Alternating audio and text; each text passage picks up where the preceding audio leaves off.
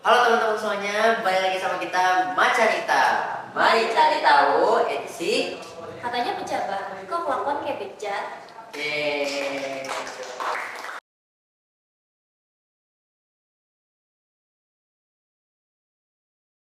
Hari ini kita bersama dua narasumber kita, yaitu boleh dikenalkan dulu satu-satu. Halo teman-teman, ya perkenalkan nama aku Muhammad Khairul Mutakin. Dan ini Dengan NIM 12540500100. Oke, kenalin ya guys, aku Ina Cynthia Bella dengan NIM 12540500063. Jadi kali ini kita mau ngobrol-ngobrol nih bersama Khairul dan juga Ina terkait masalah yang lagi viral kali ini, yaitu 16 pelaku terduga mahasiswa Fakultas Hukum Universitas Indonesia yang diduga melakukan kasus kekerasan seksual gitu di grup WhatsApp yang tersebar. Nah, kita mau tahu nih tanggapan dari dua narasumber kita. Boleh mungkin langsung kita ajukan aja ya pertanyaan pertama. Oke. Jadi kalau misalkan kita mungkin dari sudut pandang pria dulu ya, karena kan emang pelakunya itu laki-laki gitu. Jadi kalau dari Irul itu gimana pandangan Irul tentang kasus ini? Dari yang Tina, Bismillah dulu ya. Boleh. Jadi, ya selaku saya gitu, selaku lelaki gitu, kaum lelaki ya. Memang lelaki itu pada dasarnya bisa dibilang nafsu gitu. Nafsu itu bisa dibilang apa ya, udah jadi bukan kodrat sih, lebih tepatnya alamiah manusia, alamiah lelaki itu ya nafsu. Cuman ya karena laki-laki itu kan gimana ya, ada stereotip bahwa laki-laki itu kalau gak ada keren ya. Jadi ketika ada kata-kata itu, awalnya mereka tuh lebih banyak mencari hal yang negatif kan, mulai dari ya cari-cari tahu kan, mulai dari ya mungkin kalau tentang hal-hal berbau pornografi bisa saja kan dia melihat konten-konten yang harusnya dia tidak lihat. Lalu ketika yang namanya nafsu gitu kan, ketika manusia ada di sana nafsu ya outputnya pasti aksi gitu. Aksi itu bukan berarti hanya berbentuk fisik gitu kan, bisa aksinya berbentuk verbal, bahkan pemikiran sendiri saja aksi. Ya saya sendiri sih bisa dibilang saya juga masih merasa gitu ya, karena ya namanya manusia gitu. Cuman ya itu balik lagi ke manusia, bagaimana kita menahan. Nah, yang saya pegang dan apa ya, yang jadi prinsip saya itu terutama itu dari agama. Agama itu kan ada untuk mengatur ya, terutama di bidang nafsu. Jadi ketika agama mengatur manusia itu bukan sekedar dogma atau hanya aturan biasa gitu, tapi agama juga ingin menjadikan manusia itu karakter yang paling sempurna gitu daripada alamiahnya itu sendiri. Karena kodratnya manusia itu kan apa ya, bisa dibilang apa ya, iyalah yang bisa dibilang kita tuh Indonesia Itu yang diciptakan Allah paling sempurna. Iya betul. ya dong. Berarti Oke. Tapi kan kalau misalkan banyak sih kan emang di dalam komentar-komentar juga sebenarnya aku baca gitu banyak banget emang yang justru memang apa ya, menormalisasi hal seperti itu gitu kan. Nah, apa kalau dari sudut pandang Irul sendiri tuh apa orang-orang yang kayak gitu tuh gimana gitu? Ya justru normalisasi itu lebih apa ya, menormalkan hal yang negatif kan. Iya, Di kalau makan dalam sini ya, iya. pertama. Jadi ya nggak bisa dibilang benar gitu, karena ketika apa ya, ketika semua orang mengakui satu hal, pasti hal tersebut menjadi kebenaran kan. Hukumnya bisa berbeda seperti itu kan. Jadi ya kita harus menormalisasi hal-hal yang positif. Jangan menjadi hal-hal yang ini mah udah biasa loh, kayak gini kan ngobrol biasa gitu kan. Namanya laki-laki kan gitu kan. Namanya juga laki-laki, boys always be boys gitu. Justru itu kata-kata yang menjadi pembenaran, bukan mencari kebenaran. Iya. Kalau dari Ina mungkin kan sebagai selaku ya sama kayak korban juga kan, maksudnya kan sesama perempuan gitu. Kalau dari ini gimana?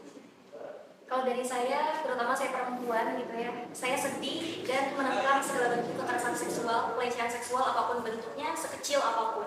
Dari chat itu memang banyak gitu yang menormalisasi dari berbagai media, ada yang menormalisasi, ada yang menentang keras. Nah, di situ saya juga sempat bertanya-tanya gitu, kenapa sih banyak orang yang menormalisasi gitu? Apakah itu memang sudah menjadi hal yang lumrah di kalangan masyarakat, di kalangan laki-laki gitu? Apakah ini sudah sebuah pertanda bahwasanya moral dan mental manusia itu sudah benar-benar rusak gitu? Saya benar-benar sedih dan menentang keras segala bentuk kekerasan seksual yang terjadi, terlebih di kasus yang kemarin sempat ramai. Pandangan saya sedih dan miris.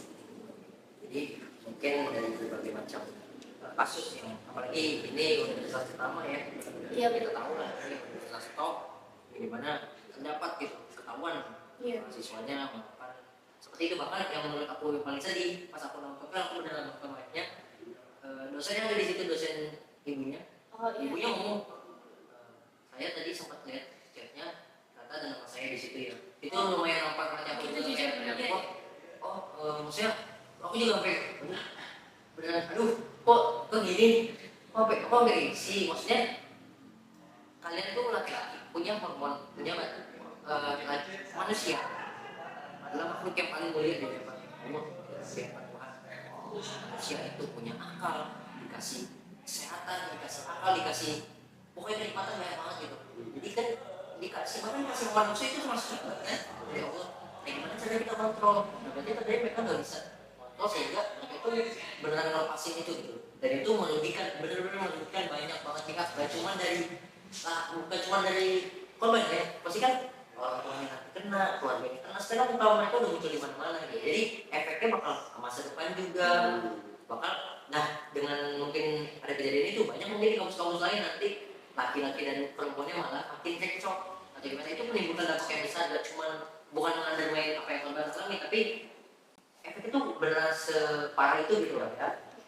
Nah mungkin itu Benar, sejujurnya emang setuju banget karena dari kasus UI itu kan emang ternama banget, kampus nomor 1 lah ya, PTN nomor 1 gitu kan. Bahkan jadi untuk kami khususnya para wanita jadi kayak merasa nggak ada ruang untuk yang aman bahkan di kampus sendiri gitu ya.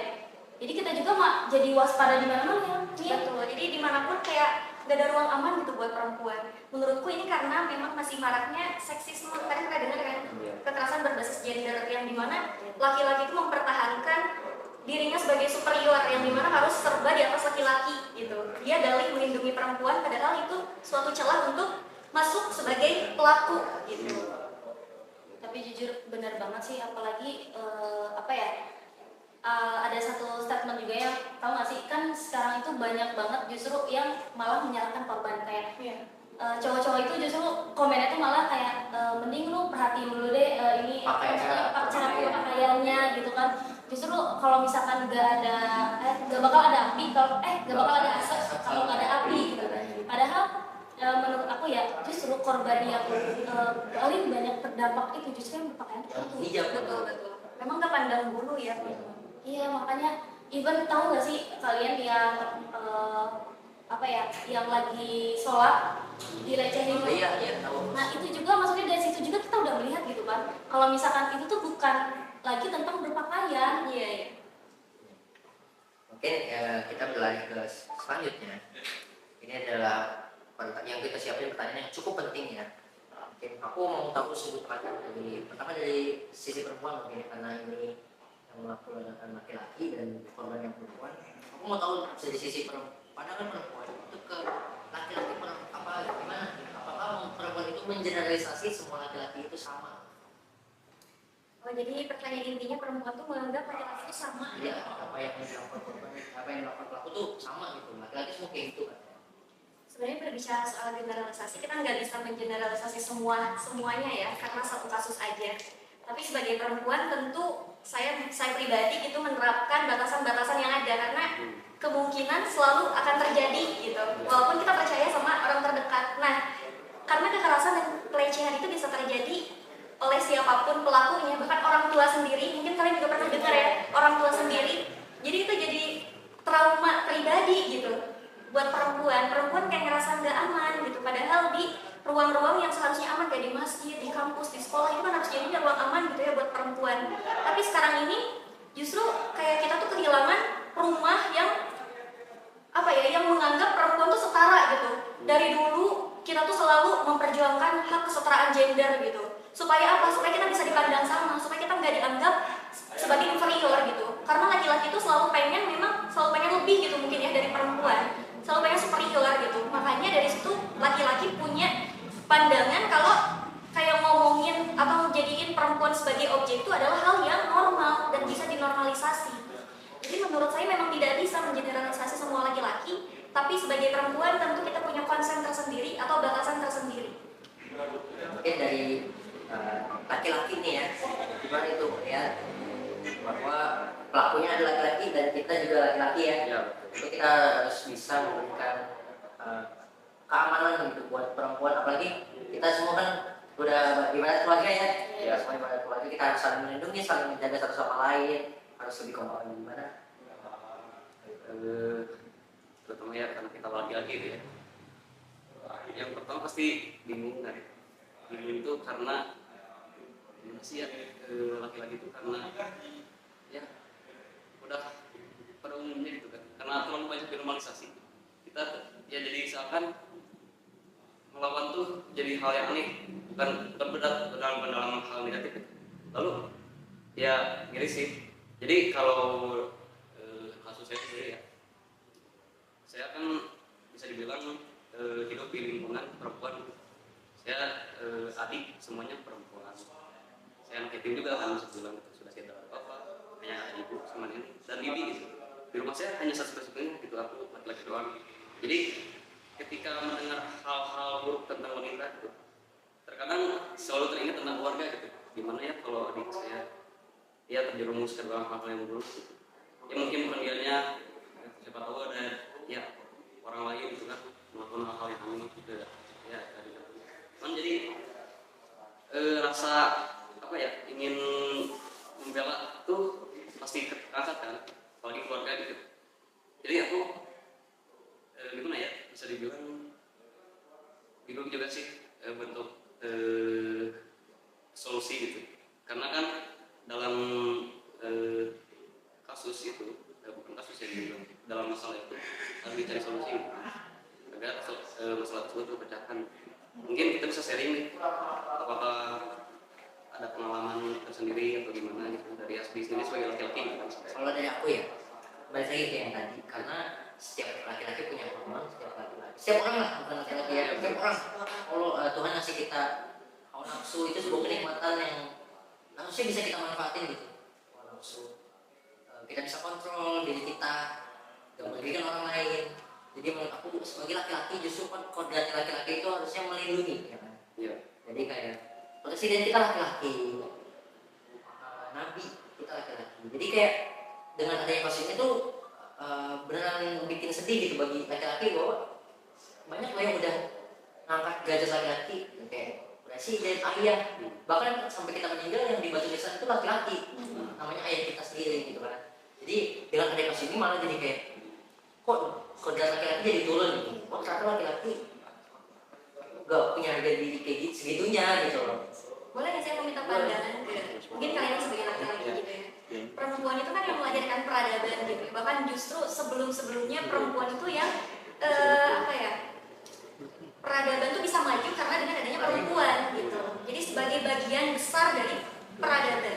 Tapi kenapa sekarang tuh seolah laki-laki itu memandang rendah perempuan gitu. Seolah perempuan tuh letaknya tuh ada di bawah laki-laki dan seolah laki-laki harus selalu di atas perempuan. Pandangan kalian terhadap ini gimana gitu? Terhadap perempuan dan terhadap perempuan yang sekarang mungkin levelnya jadi semakin ke bawah gitu.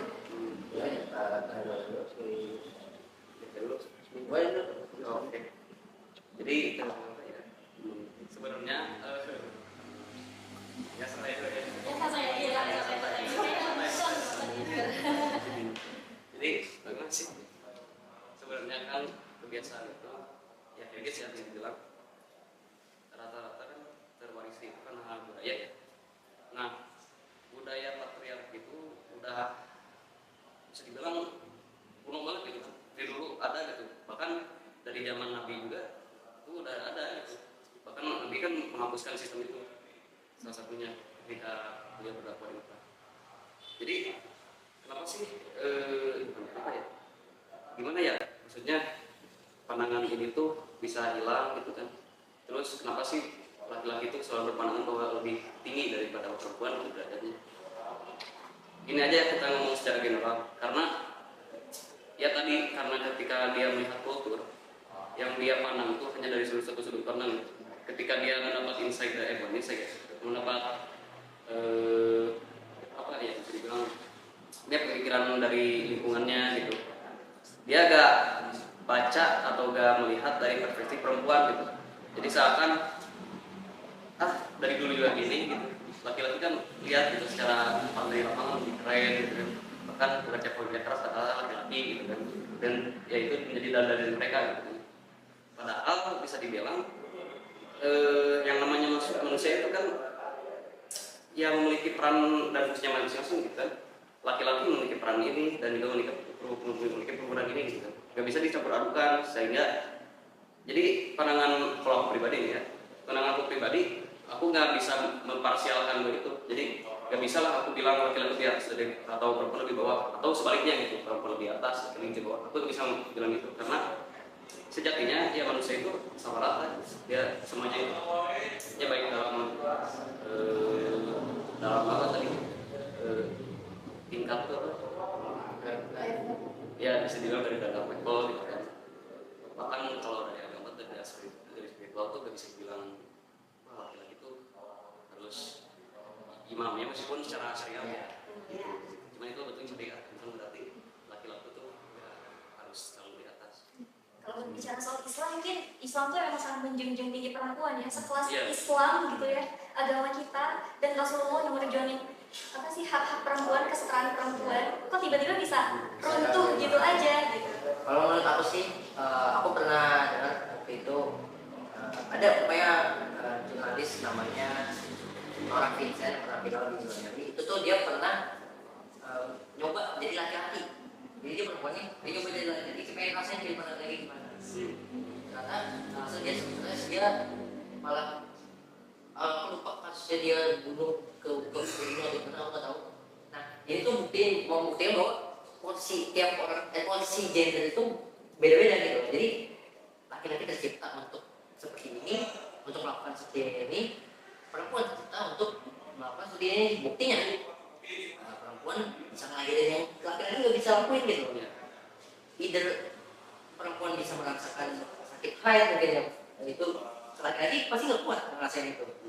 Mungkin itu terbalik, misalnya laki-laki melakukan apa, ada perempuan yang nggak tahu untuk melakukan itu. Jadi setiap makhluk yang diciptakan oleh Tuhan itu tuh ada posisinya masing-masing gitu. Jadi kita nggak bisa kayak laki-laki tuh di atas, perempuan di bawah. Sebaliknya perempuan nggak bisa di atas, laki-laki nggak bisa di bawah. Harusnya semuanya setara dan saling melengkapi gitu.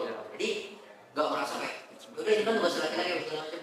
Ini kalau bisa ini kan biasanya laki-laki bisa kita bantu dengan ini kan. Jadi kayak saling melengkapi aja, sesuai ada posisinya masing-masing gitu. Menurut aku sih kayak gitu. Jadi emang setara sesuai dengan fitrahnya gitu ya. Juga tadi menarik juga sih ketika bahasan nasbi saling melengkapi gitu.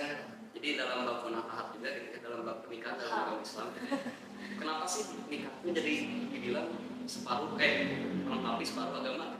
Nah kan, iya biar lengkap. Bukan berarti nikah itu jadi seakan apa ya? Gak nikah nih, jadi gak seragama nih.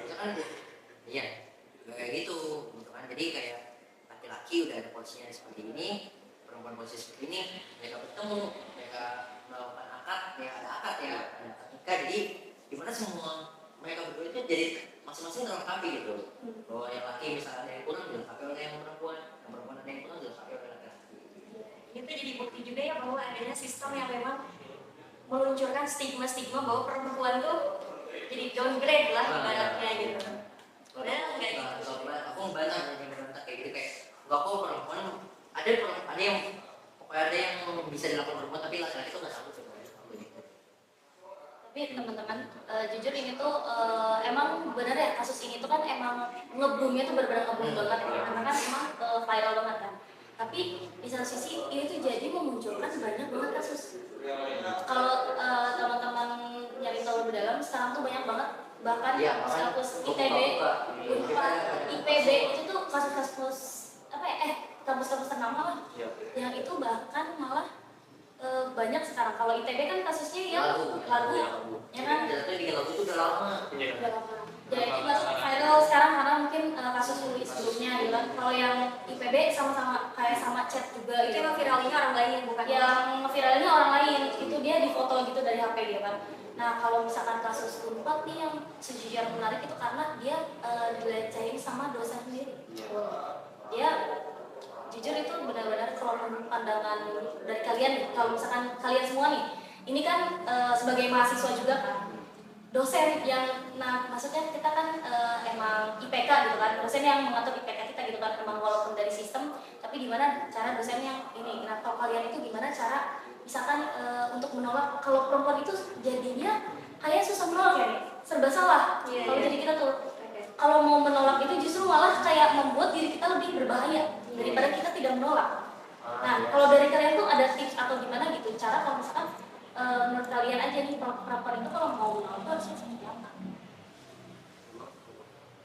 Jadi yang dulu Boleh? apa ya? Ketika mungkin aku apresiasi perempuan gitu ya, bisa dibilang. Aku mungkin nggak bisa menolak secara langsung gitu ya, karena kan itu agak bahaya ya posisinya. Karena kan dia memiliki wewenang punya otoritas di kampus, kan dosen gitu bisa dibilang. Jadi kalau aku sendiri sih bisa dibilang ngobrol dulu ya sama teman-teman terdekat misalnya gitu, sama yang satu yang udah dipercaya misalnya kayak Besti gitu. Bahkan kalau bisa tuh sama orang tua gitu ngobrolnya, karena kan orang tua tuh yang punya hak gitu atas anaknya gitu. Bisa jadi kan dia tuh dikeluarkan atau dilaporkan secara langsung, dan juga kalau bisa tuh diangkat isunya gitu, bukan hanya diam dipendam sendiri. Kan rata-rata mahasiswa tuh sebenarnya kasus ini tuh bisa dibilang banyak, lebih sudah meninggal publik aja gitu. Nah kenapa sih kasus gini tuh selalu diangkat ke publik? Karena rata-rata takut tuh dalam artian dia takut namanya tercoreng lah. Ini kasusnya kan agak gimana ya gitu, agak lumayan juga.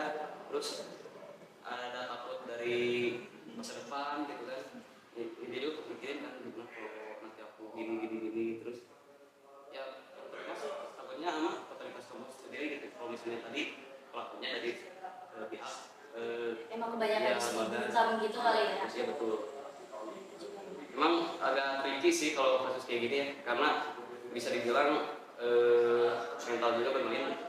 Karena kan jujur kalau di posisi laki-laki sendiri ya, ketika dapat kasus yang bisa dibilang dengan kekerasan seksual karena penjara gitu ya, tapi ketika menyangkut aku dengan otoritas kampus pasti ada rasa takut dan lebih memilih di pendam aja gitu daripada di obrolan sama teman-teman sendiri. Cuman hal tersebut memang harus dilawan, karena masalah itu ya bakal terus datang kalau kita gak sih. Kalau dari Asmi mungkin gimana? Kalau dari aku mungkin aku setuju dengan slogan yang kita pernah gaungkan gitu ya. Kita sering gaungkan malah hidup mahasiswa ya, hidup perempuan yang melawan ya. Kan di istilah hidup mahasiswa itu perempuan yang melawan. Bahwa di setiap kampus sekarang slogannya itu semua gitu loh. Jadi benar-benar diterapin, nggak cuma di sloganin aja. Hidup mahasiswa, selanjutnya hidup perempuan yang melawan. Jadi ya perempuan boleh kok melawan, perempuan nggak salah bahkan melawan. Perempuan harus melawan, perempuan bisa untuk melawan. Jadi nggak menurut aku solusinya dari yang kayak bagaimana jika sisi perempuan itu perempuannya tuh harus bukan bisa buat aku menjadi lebih berani, lebih merangkul dulu mungkin ke sesama perempuan ya. Harus kuatin dulu dari sisi perempuan, baru jika emang udah kuat nih dari sisi perempuannya, kita bisa lawan kok. Siapapun pelakunya, siapapun jabatannya, perempuan bisa melawan. Aku percaya. Karena ibu aku juga perempuan juga. Ibu kita semua perempuan. Untuk kayak solusi yang saat ini gitu ya, mungkin untuk banyaknya KS di dalam Indonesia itu kan, apa sih solusinya? Karena kan sejujurnya kalau dilihat dari banyaknya kasus gitu kan, apalagi ada juga yang viral, aku lupa dia yang pakai topeng tau nggak di podcast, yang dia tuh yang anak kecil, iya yang sama pamannya, ya. Nah itu tuh dia disuruh ke dilaporkan, dia ke pihak berwajib melaporkan lah, tapi justru malah disuruh berdamai dengan cara berdamai. Sedangkan itu kan agak gimana ya? Padahal ini anak kecil. Anak kecil yang emang udah ini kan sama pamannya sendiri bahkan gitu kan. Nah menurut kalian sebagai laki-laki dan mungkin Umi juga yang perwakilan dari perempuannya juga, gimana solusinya gitu? Mungkin kalau dari ini mungkin seling aja gitu. Seling aja. Ya, Jadi ya boleh. Jadi Iya. jadi kalau kan ini kasus ya, intinya kita gimana ya, solusi kan. Iya solusinya. Solusinya itu bukan kita apa ya, nyelesain itu dari atasnya gitu. Tapi kita harus cari dulu grassroots-nya gitu. Nah ini akar permasalahannya dari mana nih? Nah kita harus membenarkan dari situ dulu, karena kalau kita bisa dibilang cuman apa ya, ya harusnya atasnya doang ya pasti ini akar kok bawahnya ya naik lagi kan, bisa dibilang gitu.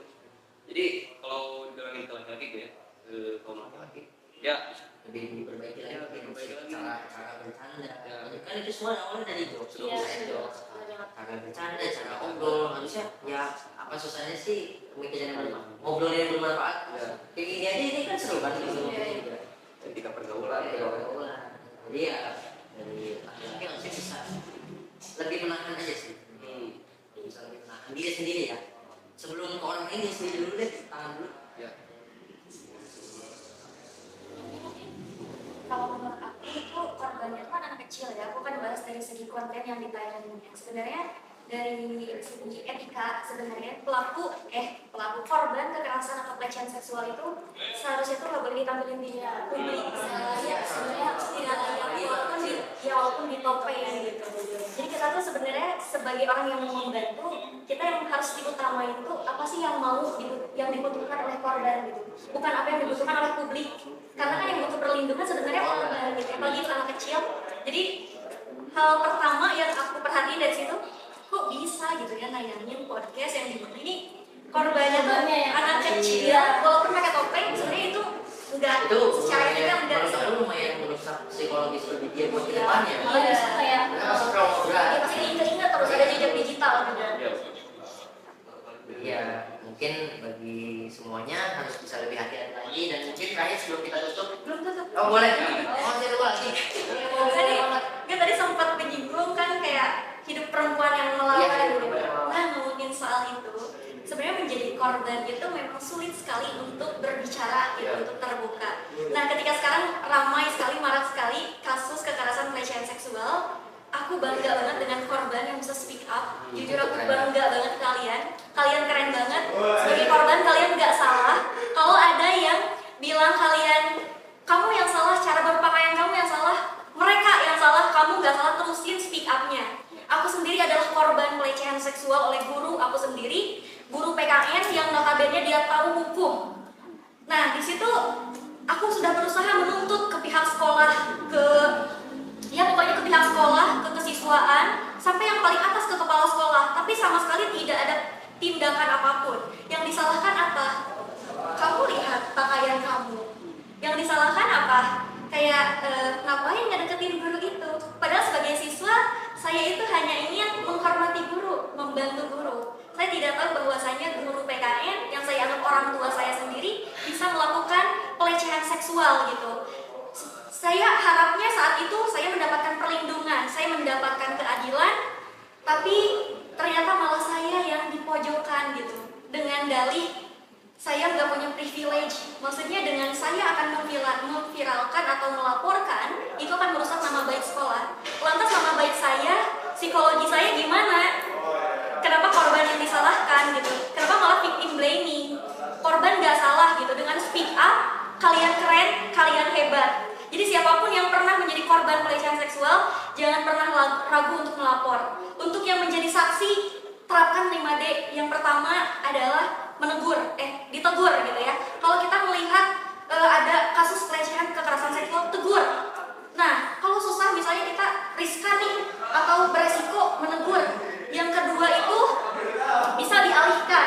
Misalkan kekerasan seksual itu bisa di publik gitu ya, kayak di KRL kemarin sempat ramai. Bisa dialihkan, pelakunya kita bisa alihkan, korbannya bisa dialihkan gitu. Kemudian yang ketiga dilaporkan. Nah karena ada beberapa korban yang memang gak nyaman untuk dilaporkan, memang ada ya yang maksudnya yang